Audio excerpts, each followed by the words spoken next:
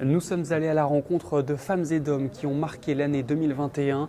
Leurs interviews sont à retrouver tout au long de la semaine et on débute avec Rodolphe Gélis, le directeur d'exploitation de Nigloland.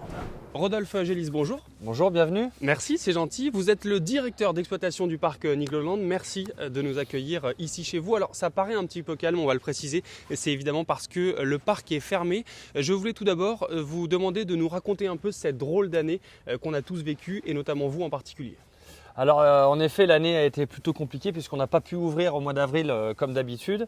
Et ce qui fait qu'on a raté 3 mois de notre saison et voilà, en ouvrant mi-juin au final avec toutes les restrictions qu'on connaît partout, distanciation, tous les gestes barrières, les espacements dans les restaurants. Voilà, ça a été on va dire très compliqué au début à la mise en route, quoi. Évidemment, j'imagine que dans ce genre de cas, ces mois perdus, c'est des mois qu'on ne rattrape pas en termes de chiffre d'affaires.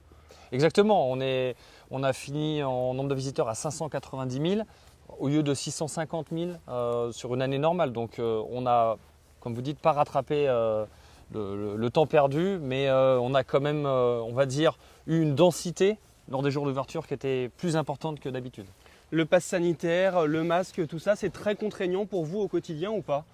Alors le pass sanitaire, on a eu la mise en place le 21 juillet. On était une des premières industries sur laquelle on était, on va dire, obligé de l'appliquer. Et ça a été très compliqué parce qu'on est passé de 10 000 visiteurs à 1000 le lendemain. Donc on s'est dit, voilà, il va y avoir un léger problème de fréquentation en Nigloland. Puis au fur et à mesure, c'est revenu à la normale au bout de 10 jours, 15 jours. Cette année 2021, elle a été marquée par l'arrivée d'une nouvelle attraction. On va y arriver justement dans quelques instants. Cette attraction, c'est le plus gros investissement jamais réalisé par Nigloland. Comment c'est possible lors d'une année aussi compliquée ? En fait, c'est possible, mais c'est très compliqué puisque c'est des attractions qu'on prévoit 4-5 ans à l'avance. Et évidemment, quand on a commencé à y penser en 2017, on ne savait pas ce qui allait arriver mondialement, on va dire. Et l'investissement était fait, le projet était lancé.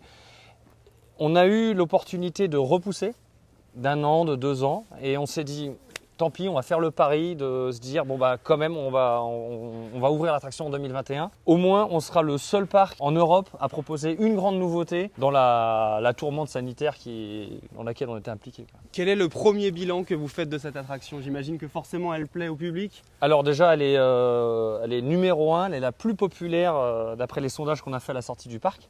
Donc ça, on est très satisfait, c'est-à-dire que c'est un pari gagnant. Et le deuxième win pour nous, c'est que en moyenne, chaque jour on ouvrait, c'était 30% de visiteurs supplémentaires par rapport à une journée normale. Et la moyenne des parcs et zoos de France, c'était moins 10%.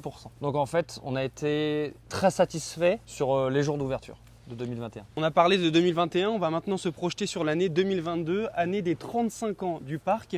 Et qu'est-ce qui attendra le public ? Alors déjà, 35 ans du parc, il va y avoir énormément de décorations. On a un gâteau de 7 mètres de haut qui va accueillir tous les visiteurs lors de leur visite. On a Niglo qui auront leur joli costume des 35 ans. On a la musique d'anniversaire qui va plonger les gens dans cette fête. Et en plus de cet univers festif, on en profite pour refaire énormément d'attractions qui ont pris de l'âge mais qui sont historiques à Nigloland, comme les hérissons, le Niglo Show. Voilà, il y a plein d'anciennes attractions qui vont faire peau neuve avec des nouvelles musiques, des nouvelles décorations. C'est plein de surprises, on va dire, pour l'anniversaire. Ça, c'est des travaux qui sont faits en ce moment lorsque le parc est fermé ? Exactement, ça a commencé dès la fermeture. On commence par les démonter, les réviser, les repeindre, repenser à la décoration, à faire tout le design. Et après, on prépare tout pour que ce soit prêt pour l'ouverture en avril. Et justement, on voulait simplement nous rappeler la date qui est prévue, évidemment sous réserve du contexte sanitaire, mais pour l'instant, la date de réouverture, ce serait laquelle ? Alors pour l'instant, on tape sur le samedi 9 avril à 10 h.